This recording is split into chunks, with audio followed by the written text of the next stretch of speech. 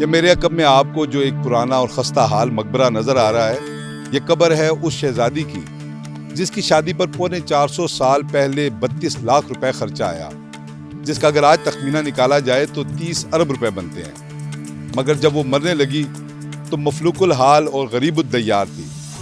قسمت یاوری کرتی تو وہ ملکہ ہند بنتی، مگر اس کا عالم یہ تھا کہ مرتے وقت رہنے کے لیے ٹھکانہ تک نہیں تھا۔ ہم آج آپ کو کہانی سنا رہے ہیں مغل بادشاہ شاہ جہاں کی بہو اور دارا شکوہ کی لاڈلی بیوی نادرا بیگم کی۔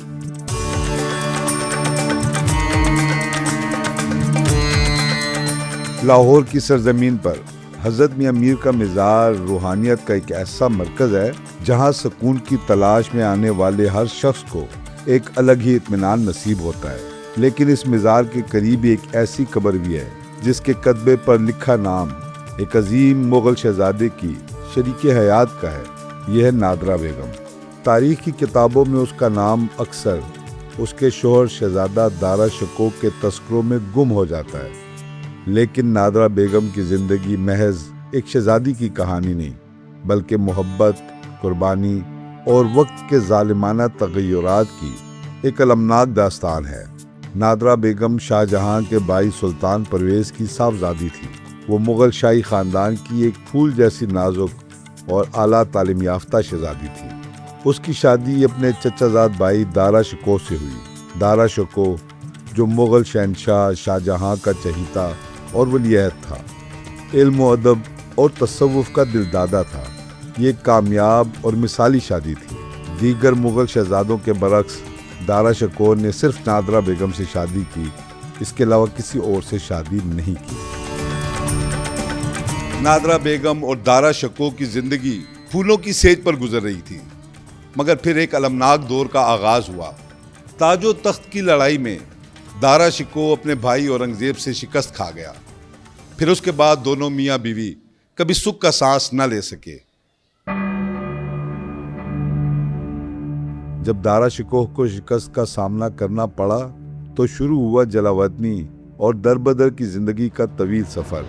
جب دارا شکوہ اپنے دشمنوں سے بچنے کے لیے بھٹک رہا تھا تو نادرا بیگم نے ایک لمحے کے لیے بھی اپنے شوہر کو تنہا نہیں چھوڑا۔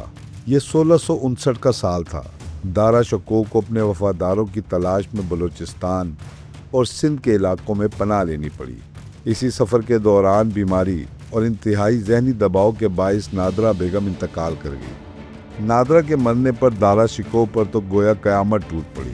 وہ اپنی بیوی کی آخری خواہش کے مطابق اسے لاہور لانا چاہتا تھا، کیونکہ نادرا بیگم حضرت میاں میر کی عقیدت مند تھی اور انہی کے دربار کے قریب دفن ہونا چاہتی تھی۔ دارا شکوہ نے بڑی مشکل سے اس کی میت کو لاہور پہنچایا اور اسے حضرت میاں میر کے مزار کے قریب ہی سپرد خاک کر دیا گیا۔ کہا جاتا ہے کہ نادرا بیگم کی موت دارا شکوہ کی کمر توڑ گئی۔ اس کے چند ہی ہفتوں بعد دارا شکوہ خود بھی گرفتار ہوا اور بالآخر اسے قتل کر دیا گیا۔ سکھ اور انگریز دور میں مقبرے کو بہت نقصان پہنچا، قیمتی پتھر اکھاڑ لیے گئے۔ پاکستان بننے کے بعد بھی ہمارے تاریخی ورثے کے ساتھ جو سلوک ہوا، نادرا کا مقبرہ بھی اس سے محفوظ نہ رہ سکا۔ مقبرہ مکمل کھنڈر میں تبدیل ہو چکا تھا، جس کے آس پاس بچے کرکٹ کھیلتے اور مقبرے کے اندر نشیوں کا قبضہ رہا۔ تاہم اب کچھ برسوں سے اسے کسی حد تک محفوظ کرنے کی کوشش کی گئی، مگر یہ کوشش نامکمل نظر آتی ہے۔